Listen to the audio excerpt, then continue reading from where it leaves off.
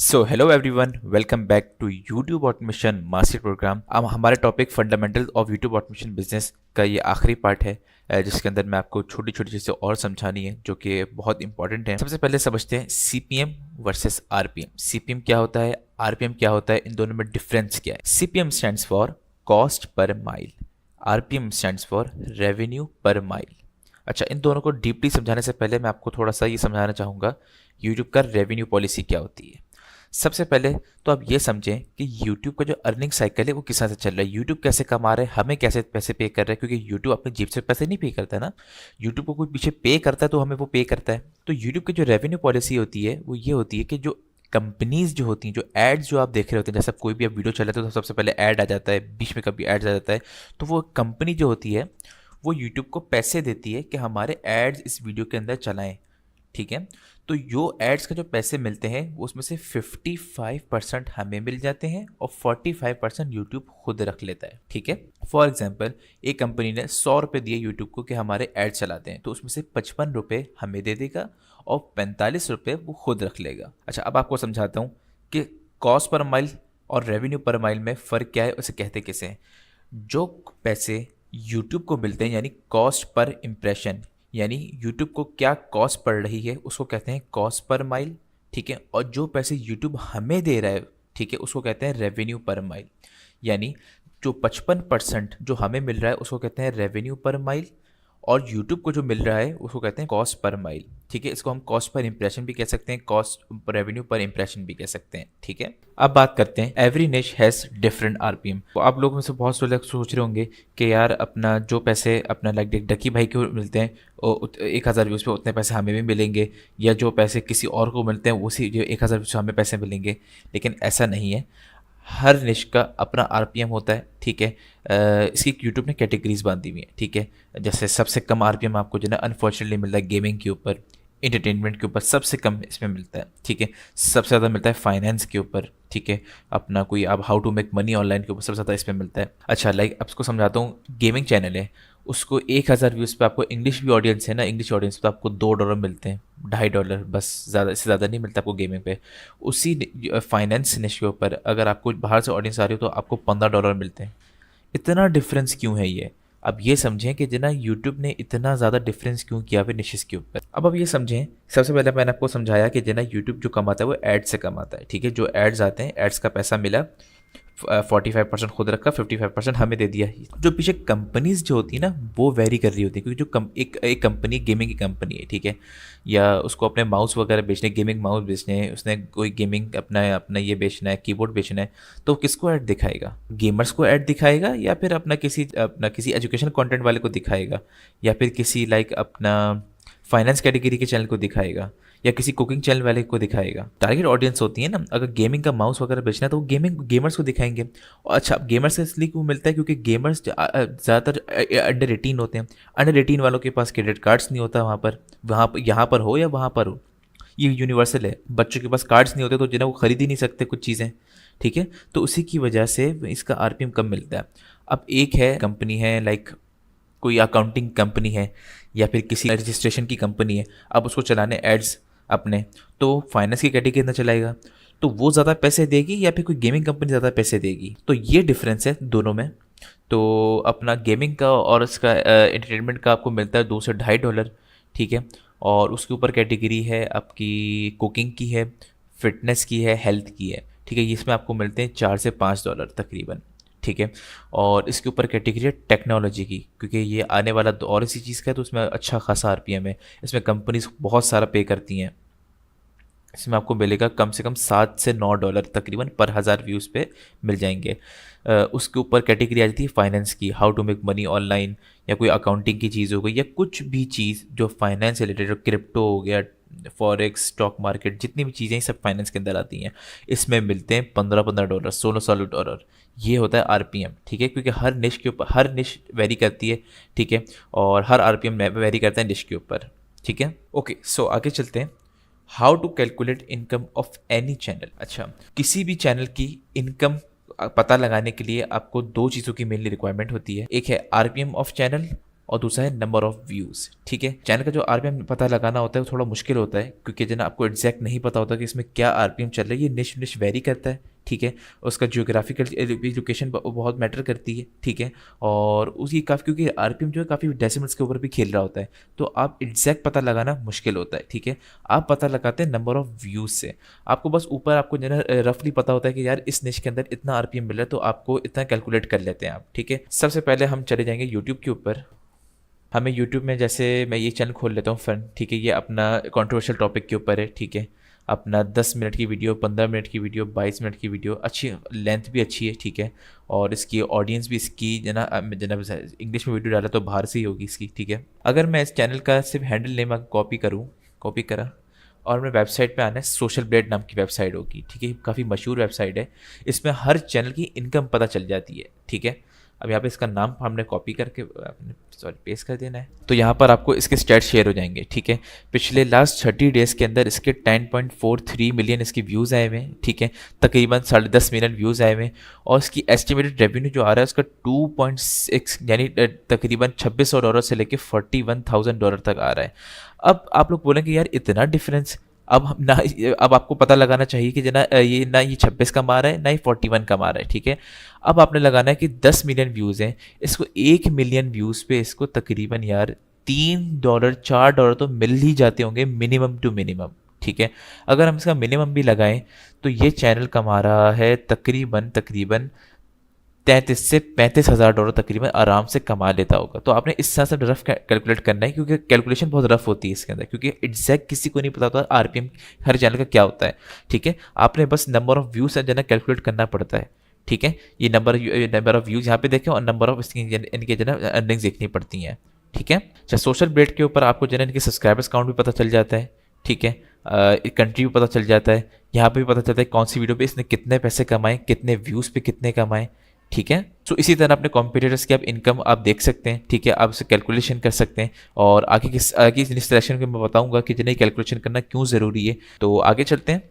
How to target USA audience. Literally ये इतना पूछे जाने वाला सवाल है। मेरे फेसबुक पर, टिकटॉक पर, इंस्टाग्राम पर, यूट्यूब पर इतने लोग सवाल पूछते हैं कि how to target USA audience, और क्योंकि ये सवाल इतना मशहूर है, और ये भी बताता हूँ क्यों मशहूर है। क्योंकि जिन लोगों को नहीं पता कि जिन्हें इतना सवाल मशहूर क्यों है, वो यूँ है क्योंकि पाकिस्तान के अंदर अगर आपको लोग दिखेंगे तो आपको पैसे नहीं मिलेंगे। ठीक है, पैसे मिलेंगे तो, लेकिन वो ज़र्रा बराबर मिलेंगे।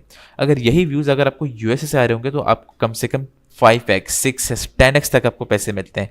जैसे 1 मिलियन व्यूज़ आ गए, तो अगर पाकिस्तानी ऑडियंस पाएंगे तो मुझे कितने मिलेंगे, $500 से लेके $1000 बस। और अगर मेरी कोई अच्छी कैटेगरी हुई, एजुकेशन की कैटेगरी हो, और बाहर से व्यूज़ आ रहे हैं, आपको पता है कितने डॉलर मिलेंगे, 6000 से लेके $7000। तो ये फ़र्क है। जब भी हर बंदा बोलता है यार यूएस की ऑडियंस आनी चाहिए, यूएस की ऑडियंस को टारगेट करने के लिए मैं आपको सिंपल आपको चीज़ें कुछ समझाता हूँ, और मैंने शायद पहली वीडियो में भी समझाया था, लेकिन आपको अब डीपली थोड़ा समझाता हूँ और थोड़ा एग्जाम्पल से समझाता हूँ ताकि आपको सही से समझ में आ जाए। ठीक है, यूट्यूब का एल्गोरिथम बहुत स्मार्ट है। ठीक है, यूट्यूब का एल्गोरिथम को पता है कि मैंने क्या, कौन सी वीडियो किसको दिखानी है।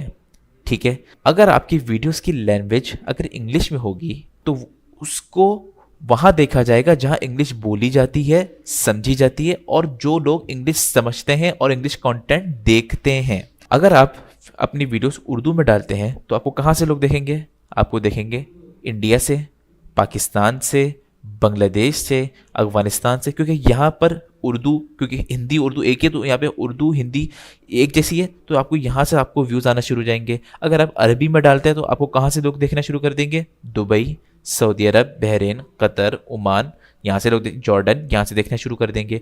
अगर आप फ्रेंच लैंग्वेज में शुरू वीडियो डालते हैं तो आपको कहाँ के लोग देखेंगे, फ्रांस के लोग देखना शुरू कर देंगे। ठीक है, सो चलते हैं अपने यूट्यूब की तरफ। आप लोगों ने अगर व्लॉगिंग अगर आप लोग देखते हैं तो, या फ़नी वीडियोस वगैरह देखते हैं तो आपने शाम इदरीस, शावेद जाफरी का नाम सुना होगा। ठीक है, मैं आपके चैनल पे खोल के दिखा देता हूँ। इन लोगों को आपने कभी ना कभी देखा होगा। ठीक है, इन लोगों को आप लोगों को याद होगा जब इनकी पहली पहली वीडियोस आती थी, बिल्कुल शुरू शुरू में, जैद अली भी नाम का एक जना ब्लॉगर है, तो ये लोग कनाडा वगैरह में रहते थे। याद है आप लोगों को? अगर इसकी देखें तो आप अगर पूरी वीडियोस खोल के देखें तो कनाडा में रहते थे ये लोग। बहुत सारे लोग बोलते हैं कि जो बंदा कनाडा में रहता है तो वो कोई भी लैंग्वेज वीडियो अपलोड करे उसको कनाडा के लोग देखेंगे। जो बंदा अमेरिका में बैठा हुआ है वो वहाँ से वीडियो अपलोड करे उसको अमेरिका के लोग देखना शुरू कर देंगे।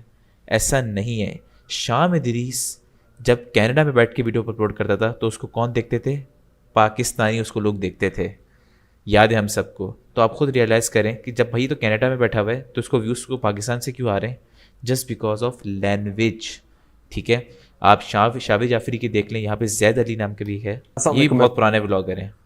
ओल्डेस्ट में जाएंगे, देखें जैद अली मैंने बिस्कुट फेल चाय, ये सारी पुरानी सारी कनाडा की वीडियोज़ हैं, सारी 10-10 साल पुरानी वीडियोज़ हैं जब ये लोग फ़नी वीडियोस वगैरह बनाते थे। सब के सब जना अब अगर इनके कमेंट सेक्शन में जाएंगे खोलेंगे, सब जगह आपको उर्दू ऑडियंस मिलेगी आपको। ठीक है, यूएसए ऑडियंस को टारगेट करने के लिए आपकी जो वीडियोस की लैंग्वेज है वो इंग्लिश में होनी चाहिए। ठीक है, क्योंकि इंग्लिश में होने का फ़ायदा क्या है, आप इंग्लिश वीडियो अपलोड करेंगे तो आपको यूएस में आएंगे, यूएस से लोग देखेंगे, कनाडा से लोग देखेंगे, ऑस्ट्रेलिया से, पूरे यूरोप में, यूके से, क्योंकि इंग्लिश वर्ल्ड वाइड है। ठीक है, ये नहीं है कि आप इंग्लिश में डालें तो आपको सिर्फ यूएस के लोग देख रहे हैं, नहीं, आपको कनाडा के लोग भी देखेंगे, आपको ऑस्ट्रेलिया के लोग भी देखेंगे। अच्छा, अब आप में से बहुत सारे लोग बोलते होंगे और आपने कभी एक्सपीरियंस किया होगा कि आप लोग जितने भी इंग्लिश में वीडियोस डालते हैं लेकिन 10% 15% इंडियंस भी देख रहे होते हैं। आप बोलेंगे यार मुझे तो इंडियंस नहीं देखने क्योंकि उस पर तो आरपीएम कम मिलता है। ठीक है, तो इंडियंस क्यों देखते हैं? इंडियंस इसलिए देखते हैं भाई 1.5 अरब की आबादी है उन लोगों की। ठीक है, तो कहीं ना कहीं इंडियंस हर जगह होते हैं, हर जगह। कोई भी आप वीडियो डाल दें, किसी भी लैंग्वेज में वीडियो डाल दें, इंडियंस आपको हर जगह मिलेंगे। ठीक है, तो आप उसका रेशो कम कर सकते हैं, उसके परसेंटेज कम कर सकते हैं, लेकिन इंडियंस कभी भी ख़त्म नहीं होने वाले इन टर्म्स ऑफ व्यूवर्स के। ठीक है, तो आपको हमेशा आपको वो देखते रहेंगे। आगे चलते हैं, एवरग्रीन वर्सेस वायरल कंटेंट, ये क्या होता है? अब आपने वर्डिंग से साम कुछ समझ में आ रहा होगा। एवरग्रीन मतलब अपना जो कंटेंट जो हमेशा एवरग्रीन हो, अगर वो वीडियो जैसे आज डाली है तो उसको 5 साल बाद भी व्यूज़ आ रहे हो, 6 साल बाद भी व्यूज़ आ रहे हो। ठीक है, और वायरल कंटेंट वो होता है अभी वीडियो डाली तो अभी एकदम शूट हो गई। ठीक है, तो इसको कहते हैं वायरल कंटेंट और एवरग्रीन। आए थोड़ा सा प्रैक्टिकल भी समझते हैं। अब मेरे सामने ये न्यूज़ चैनल है। ठीक है, अब जैसे आज की ताज़ा खबर न्यूज़ है कि ईरान के जो प्रेसिडेंट है वो अपने हेलीकॉप्टर में क्रैश हो गए। ठीक है, तो इंतकाल हो गया उनका। अब हर चैनल आप देख रहे होंगे कि जरा डॉन न्यूज़ हो गया, समर टीवी हो गया, बोल है, कैपिटल है, जियो न्यूज़ है, सब जगह देखिए एक ही न्यूज़ चल रही है क्योंकि वायरल है, सब जगह व्यूज़ आ रहे होंगे, फुल ऑफ व्यूज़ आ रहे होंगे। ठीक है, एवरग्रीन क्या होता है? एवरग्रीन आपको बता देता हूँ। जैसे कोई भी एक ऐसा टॉपिक अपना how to create Instagram account. ठीक है, अब ये इंस्टाग्राम अकाउंट एक ऐसी चीज़ है, 5 साल पहले भी लोगों की नीड थी, 4 साल पहले भी लोगों की नीड थी, आज भी लोग नए नए आ रहे हैं, जना देख रहे हैं, और 5 साल बाद 6 साल बाद भी लोग इंस्टाग्राम पे लॉगिन करेंगे। ठीक है, तो ये हो गया एवरग्रीन। 5 साल भी इसका अच्छा जना बहुत अच्छे थे, आज भी इसका अच्छा है, 5 साल बाद भी इसका अच्छा होगा, जिसका पास भी अच्छा है, प्रेजेंट भी अच्छा है, फ्यूचर भी अच्छा है। ठीक है, इसको कहते हैं एवरग्रीन। ठीक है, वायरल कंटेंट मैंने आपको बता दिया कि एकदम से वायरल हो गया हो। ठीक है, जैसे जिन्हें न्यूज़ आ रही है, सारी की सारी न्यूज़ आ रही है। ठीक है, ये हो गया वायरल कंटेंट। ठीक है, इसी तरह निशेस भी होती हैं। ठीक है, एवरग्रीन निशेस भी होती हैं और वायरल निशेस भी होती हैं। वायरल निशेस किस नाम की? जैसे हकीकत टीवी चैनल है, खोल के दिखा दूँ आपको। ठीक है, हकीकत टीवी, अब ये देखें ईरान की सदर के ऊपर कितनी वीडियोस आ चुकी हैं, देख लेते हैं। 1-2 माशाल्लाह 2 वीडियो, पहली वीडियो में तकरीबन 5.5 लाख व्यूज़। वाओ, 1 घंटा पहले डाली 34,000 व्यूज़। अभी इंशाल्लाह ये 1-2 और वीडियोस आ जाएंगी ईरान के सदर के ऊपर, क्योंकि ये हकीकत टीवी जो चैनल है वो एकदम अपना वायरल कंटेंट के ऊपर है। जैसी न्यूज़ आई यूट्यूब के ऊपर अपलोड कर दी। माशाल्लाह इनकी प्रोडक्शन की जो स्ट्रेटजी बहुत अच्छी है, बहुत तेज़ है और बहुत रफ है इन लोगों की। ये लोग जो ना माशाल्लाह बहुत देर से वीडियो अपलोड करते हैं, एक दिन में 5 वीडियोस। क्या बात है, क्या बात है। और सब पे माशाल्लाह व्यूज़, ऐसा नहीं व्यूज़ नहीं आ रहे सिर्फ अपलोड करे जा रहे हैं, माशाल्लाह व्यूज़ तो देखें आप। ठीक है, तो ये हो गया आपका एकदम वायरल कंटेंट। आप इसी तरह वायरल निशेस भी होती हैं, जैसे हकीकत टीवी वायरल निश है, और अपना जियो न्यूज़ वगैरह हो गई, या कोई भी ऐसी चीज़ जो कि जो दुनिया में वायरल चल रही है, फ़ौरन उसने कॉपी की, स्क्रिप्टिंग की, एडिटिंग की, वॉइस ओवर किया, अपलोड। ठीक है, इसी तरह रिपीट। ये हो गया वायरल निशेस। ठीक है, अब आ जाते हैं अपना कुछ एवरग्रीन निशेस के ऊपर। ओके, तो हमारे सामने बहुत मशहूर चैनल है मैग्नेट्स मीडिया, जो कि आपने सोशल मीडिया पे बहुत सुना होगा इसका नाम। ये बहुत सक्सेसफुल चैनल है और शॉर्ट डॉक्यूमेंट्रीज का किंग माना जाता है ये, क्योंकि इसके व्यूज़, इसके थंबनेल, इसकी प्रोडक्शन क्वालिटी टॉप नॉच होती है। अगर आपको अपना कोई कॉम्पिटिटर, जैसे इस निश के अंदर जाना है ना, अगर कॉम्पिटिटर बनाना है या कुछ भी आपने देखना है तो इस चैनल को ज़रूर विजिट करिएगा। क्वालिटी एक नंबर, थंबनेल एक नंबर, टाइटल एक नंबर, डिस्क्रिप्शन एक नंबर, इसका वॉइस ओवर देखें, इसकी स्क्रिप्टिंग देखें। स्क्रिप्ट ऐसा पता चलता है कब वीडियो शुरू हुई कब वीडियो ख़त्म हुई। ऐसे चैनल्स हैं ये। अच्छा, तो अब ये बना रहा है द इंसेन ट्रुथ अबाउट इकिया, कोई ब्रांड है ये, आप हम सबको पता है, ये बहुत मशहूर ब्रांड है ये, ठीक है। The crazy truth about McDonald's, ये एक ऐसे चीज़ है, ये एक ऐसा जना अपना कंटेंट है जो कि 5 साल पहले अगर डालता तो तब भी लोग देखते, क्योंकि मैकडोनल्ड्स 100 से 150 साल से है, ठीक है। आज डाल रहा है तो आज भी लोग उसको देख रहे हैं, और 5 साल बाद भी डालता तो 5 साल बाद भी देख रहे हैं। ये एवरग्रीन है, इसका किसी मज़हब से लेना देना नहीं है, इसका कोई सीज़न से लेना देना नहीं है, इसका कोई उम्र से लेना देना नहीं है, ठीक है। तो इसको कहते हैं एवरग्रीन। मैं हमेशा एक एग्जांपल देता रहता हूँ, इस दफ़ा भी आपको एग्जांपल दे देता हूँ ताकि आपको समझ में आए। ध्रुव राठी आजकल बहुत मशहूर चल रहा है, ठीक है, इंडियन यूट्यूबर है, शायद आप नहीं जानते तो उसको सर्च करके देख सकते हैं, काफ़ी अच्छा है। इसकी भी स्क्रिप्टिंग बहुत कमाल की होती है। अगर आपको कुछ सीखना है ना स्क्रिप्टिंग के बारे में तो इसकी वीडियो ज़रूर देखिएगा, मैं आपको रिकमेंड करता हूँ। ओके, मैं आपको एक छोटी सी आपको एग्जांपल देता हूँ। ये हाउ चाइना इन्वेडेड अक्साई चैन, आपने वीडियो देखी होगी ये, अगर नहीं देखी तो जाके देख लीजिएगा। 7 महीने पहले वीडियो आई है, 3.6 मिलियन व्यूज़ आए, ठीक है। ये एक ऐसा टॉपिक है, ये इसको कहते हैं एवरग्रीन, ठीक है ना। इसका मतलब इसका कोई सीज़न से लेना देना नहीं है, किसी कुछ भी लेना देना नहीं, कोई भी आए देख सकता है, 5 साल बाद भी लोग इसको देखते रहेंगे। वुमेन रिजर्वेशन भी एक ऐसा टॉपिक है, 5 साल बाद भी लोग उसको देखते रहेंगे, एवरग्रीन है। बराबर में वर्ल्ड ओल्डेस्ट ह्यूमन है, ये भी जना अपना जना एवरग्रीन है, इसको लोग देखते रहेंगे। इसके व्यूज़ देखें 3.6, 3.2, 3.1। बराबर में अब 7 अक्टूबर को जंग छिड़ गई थी इसराइल और अपना गाज़ा की, 14 मिलियन व्यूज़, ठीक है। एकदम से जंप लगा व्यूज़ में। वो क्यों लगा? इसलिए लगा कि उस वक्त वायरल था, पूरी दुनिया में यही टॉपिक चल रहा था, तो वीडियो डाल दी और व्यूज़ आ गए, ठीक है। तो आपने कुछ ऐसी इनिशिएटिव्स भी होती हैं जो कि दोनों पे खेल रही होती हैं, एवरग्रीन पर भी और अपना किस पर भी, वायरल पर भी, ठीक है। तो आपने कोशिश करें कि ऐसी इनिशिएटिव्स को भी जा सकते हैं आप। ओके, सो हमारी ये वीडियो ख़त्म होती है fundamentals of YouTube automation business part 3, और मैं उम्मीद करता हूँ आपको समझ में आ गई होगी। और अगर आपको कोई मुश्किल लग रही है, क्योंकि जाहिर सी बात आपको मुश्किल लग रही होगी क्योंकि आप नए नए आए हो, और हर चीज़ कोई भी बिजनेस शुरू करता है तो बंदा उसको मुश्किलात तो आती हैं, ठीक है, डेफिनेटली है।